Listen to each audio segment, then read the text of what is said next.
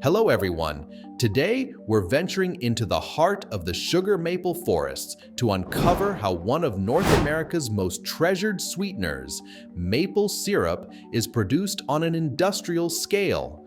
From tapping majestic maple trees in the late winter cold to boiling vast quantities of sap in modern evaporators, the entire process marries time-honored tradition with cutting-edge factory technology.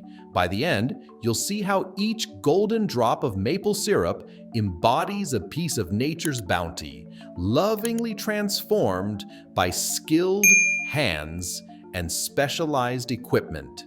Maple syrup is an iconic product of northeastern North America, especially in regions like Quebec, Ontario, Vermont, and parts of New York. While smaller producers continue the rustic tradition of open-fire evaporation, large maple syrup factories handle tens of thousands of gallons of sap each season, supplying consumers worldwide. This rising demand reflects syrup's unique flavor profile, prized for everything from drizzling on pancakes to sweetening gourmet sauces and desserts. Sugar maple trees, Acer saccharum, store starch in their trunks and roots, which converts to sugar during colder months. As late winter transitions to early spring, temperature fluctuations, freezing nights followed by thawing days, trigger sap flow. This sap, clear and lightly sweet, is the raw material for maple syrup. Factories rely on multiple forest stands, also called sugar bushes, to gather enough sap, often tapping thousands of trees across wide tracts of land. Traditional tapping involves drilling a small hole about 1.5 to 2 inches deep in each mature tree's trunk and inserting a spout or spile. The sap drips into buckets or flows through modern tubing systems.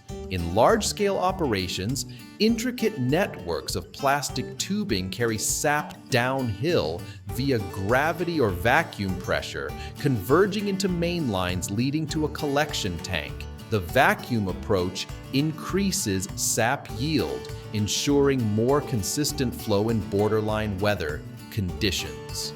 Producers monitor daily temperatures, ideally below freezing at night and around 40 degrees Fahrenheit, 4 to 5 degrees Celsius by day. During this window, which can last 4 to 8 weeks, trees generate sap in bursts. Once warmer weather sets in consistently, buds appear on tree branches, signaling the season's end, as bud growth changes sap chemistry and flavor. Collected sap travels from the sugar bush to the processing facility, either via direct pipeline or tanker trucks. Timing is crucial, as raw sap contains around 2% sugar on average and is prone to spoilage if left standing in warmer temperatures. Factories often chill incoming sap or process it promptly, ensuring the best possible syrup flavor. At the receiving dock, each batch may be tested for sugar content, pH, or microbial load. Some factories track volumes from different forest stands, enabling detailed data on which areas produce higher sugar content or yield. Before evaporation, factories pass sap through coarse and fine filters, removing particles like bark fragments, insects, or small debris. In large stainless steel holding tanks, the sap awaits the next step. Operators schedule evaporation runs based on how much sap arrives each day, trying to match processing capacity with the pace of collection. If the volume is high, the facility may run 24/7 during peak flow. Modern maple syrup factories often use reverse osmosis, ERO, machines to concentrate the sap before boiling.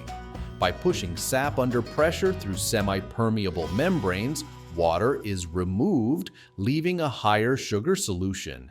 This significantly reduces the energy required during the evaporation stage. While smaller producers might skip RO to maintain a purely traditional process, large operations embrace it for fuel savings and to handle massive sap volumes quickly. The defining stage of syrup production is boiling. Evaporators, high-capacity stainless steel pans or multi-section rigs, heat the sap to drive off water until the sugar concentration reaches roughly 66%. In older setups, wood-fired arches heat broad pans, while factories typically use oil, propane, or natural gas to maintain precise temperatures. As sap boils, foam accumulates, requiring defoamer agents, food safe, or manual skimming. Operators oversee the process continuously, adjusting flow rates to prevent scorching. The partial syrup or concentrate flows through a series of compartments, gradually thickening.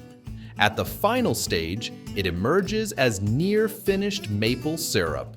Modern evaporators feature sensors measuring temperature and sugar density. A key reading is the sap's boiling point relative to water. Syrup forms around 7.1 degrees Fahrenheit, about 3.94 degrees Celsius, above water's boiling point.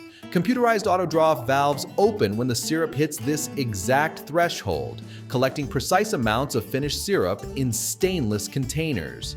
This automation ensures consistency in each batch, reducing reliance on the operator's eye or hydrometer alone. Still, many producers cross-check with refractometers or hydrometers, verifying the final density, 66 to 67% sugar.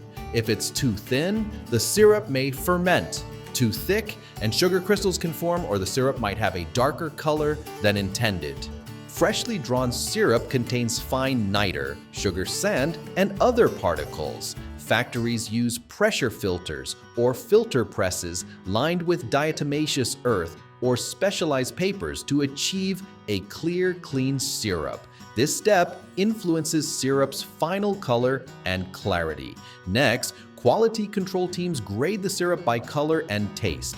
Categories like golden delicate, amber rich, dark robust, or very dark strong, following USDA or Canadian standards. Factories record these grades, labeling each barrel or batch accordingly. High-end golden delicate commands premium prices, while darker grades suit culinary or industrial uses.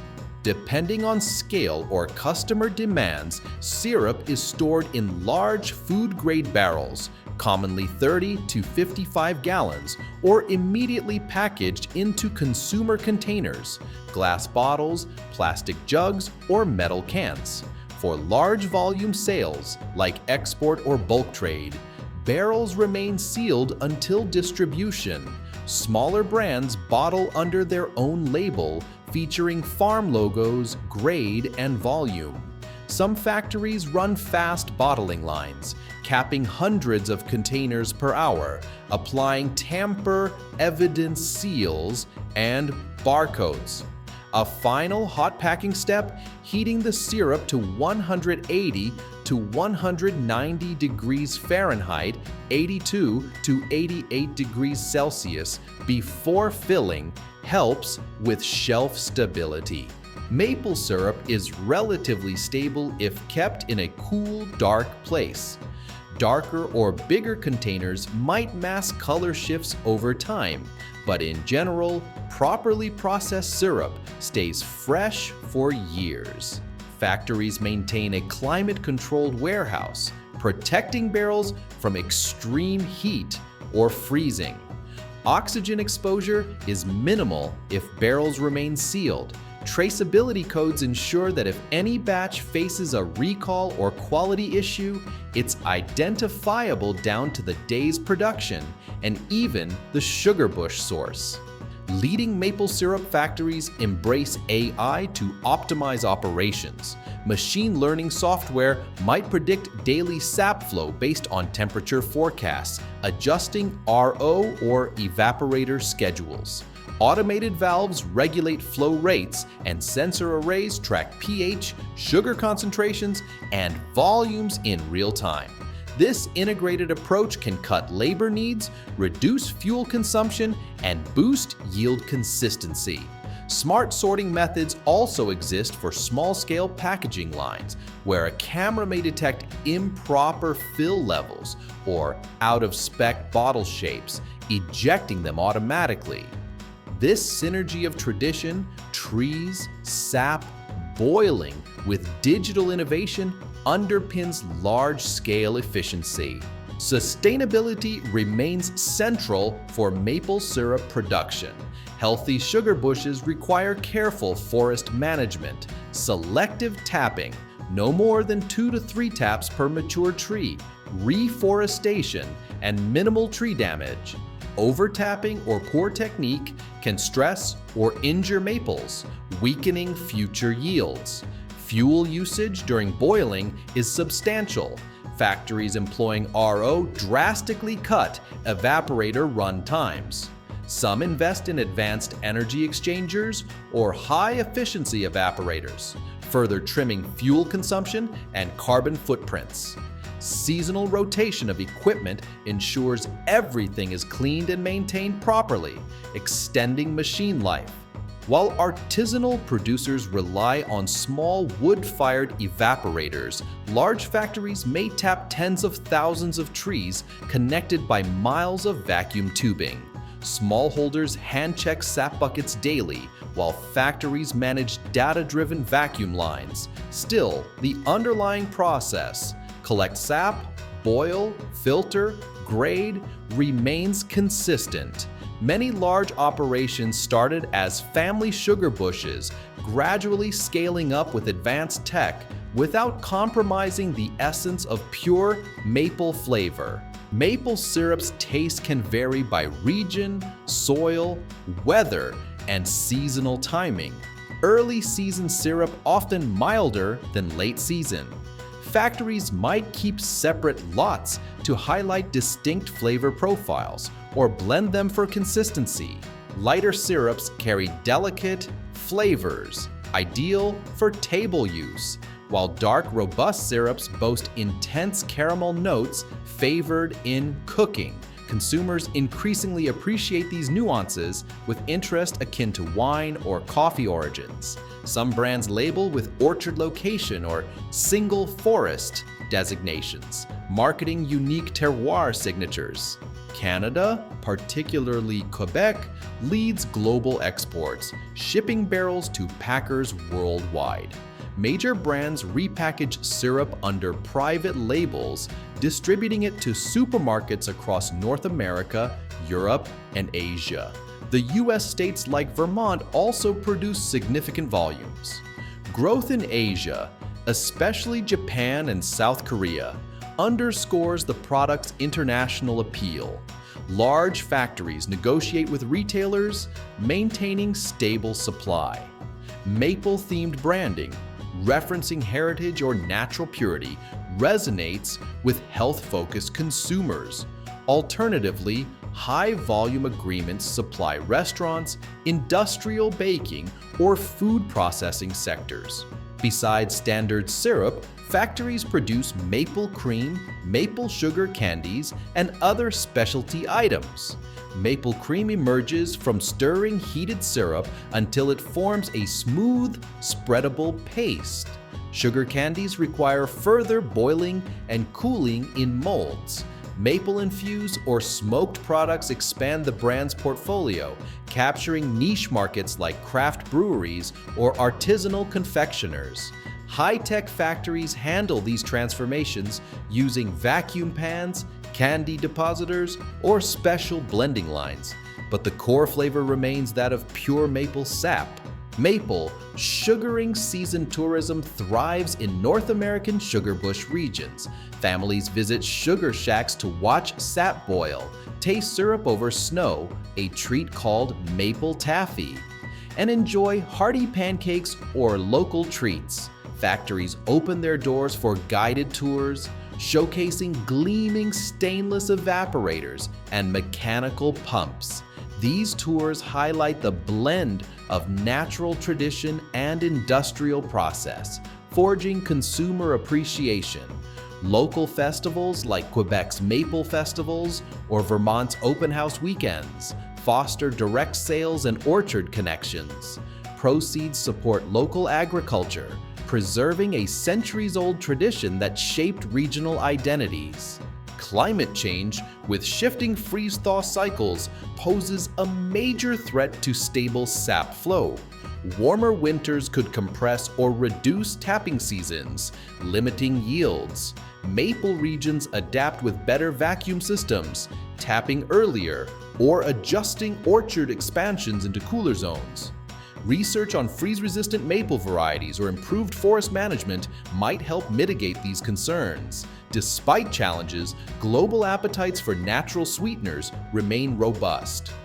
Maple syrup's unique flavor and artisanal aura sustain market growth. Factories integrating advanced tech, rigorous sustainability, and consistent quality stand poised for ongoing success. From the hush of a snowy forest where sap first drips into pipelines to the roar of modern evaporators and finishing lines, the maple syrup process is a testament to harmony between age-old craft and modern efficiency. Each warm amber bottle or jug tells a story of cold nights, sunny days, and the careful stewardship of maple forests. If you appreciated this exploration, consider subscribing for more behind-the-scenes glimpses of how our favorite foods make their journey from nature to our tables. Share your thoughts in the comments. Perhaps a memory of tapping trees with family, or your favorite way to enjoy maple syrup. And next time you drizzle that sweet, rich syrup over breakfast, remember it's the precious yield of a fleeting season nurtured by both tradition and technology.